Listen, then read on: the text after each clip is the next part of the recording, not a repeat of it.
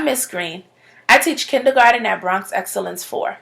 Today I'm going to be reading Not Quite Snow White, written by Ashley Franklin. I chose this story because I often read it to my daughter to try to teach her the importance of loving yourself just the way you are. I hope you guys enjoy it just as much as we do. Not Quite Snow White.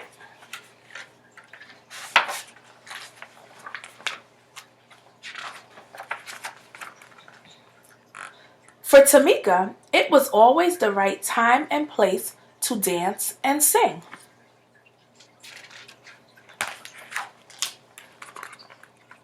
Tamika had a hip-rolling happy dance, a swayful sad dance, a stomping mad dance, and a hair-flicking just because she felt fabulous dance. She sang high with the tweeting birds and low with the croaking frogs. She always shared her love of music and movement with an audience, stuffed and unstuffed.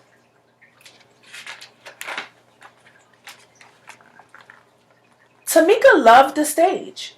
It was her perfect place. She was the star of every show, and she loved every show that she starred in. She had been a cucumber, a space cowgirl, a dinosaur, and her favorite part, a singing mermaid.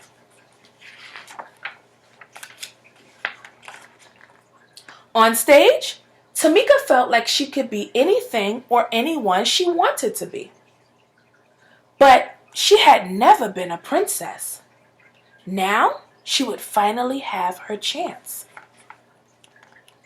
Tamika was so excited that she went to both days of auditions for the Snow White musical. On the first day, she arrived super early. She helped her friends with their lines, kept count for the dancers, and shooed butterflies from nervous tummies so songs could be sung. After the audition, Tamika heard some of the other kids whispering, "She can't be Snow White. She's too tall. She's much too chubby. And she's too brown."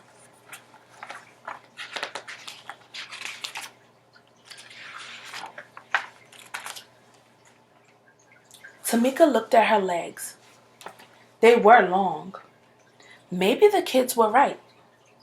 A princess shouldn't be taller than her prince, should she? She looked at her belly. Maybe what the kids said was true. She could not remember any chubby princesses. Tamika looked at her skin. She was brown. How could a girl with brown skin play a princess like Snow White? Could those kids be wrong? Maybe she was wrong for wanting to be this princess.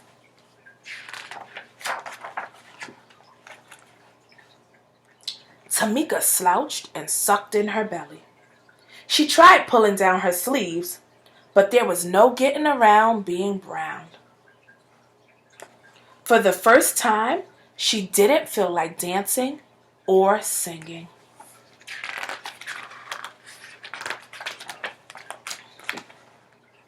At dinner, Tamika didn't tap her feet or clang rhythms with her spoon. "Is something wrong?" asked her mom. "The other kids said I'm too tall, too chubby, and too brown. I'm not right for Snow White," said Tamika. "You've got it all wrong," Mom said. "You are tall enough, chubby enough, and brown enough to be a perfect princess."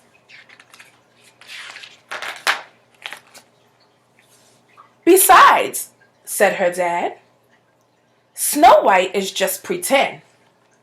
You've always been my real princess." "You're just enough of all the right stuff." He kissed her forehead. Tamika smiled. Maybe her parents were on to something. At the audition the next day, Tamika watched all the other kids get on stage and do their best.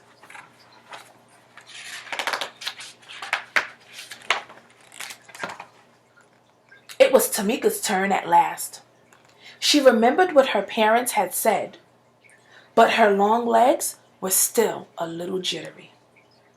She closed her eyes and imagined she was singing and dancing for her favorite audience of friends, stuffed and unstuffed. Then she remembered the joy she felt when performing. Tamika knew she could do it. And she did. She shone like the star she was. She could act, she could dance, she could sing. She loved herself as much as she loved music and movement. Tamika was a perfectly poised princess. When her audition was over, Tamika looked out to smiling faces.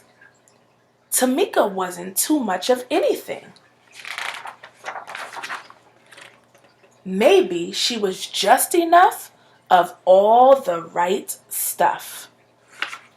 The end. Thanks for listening.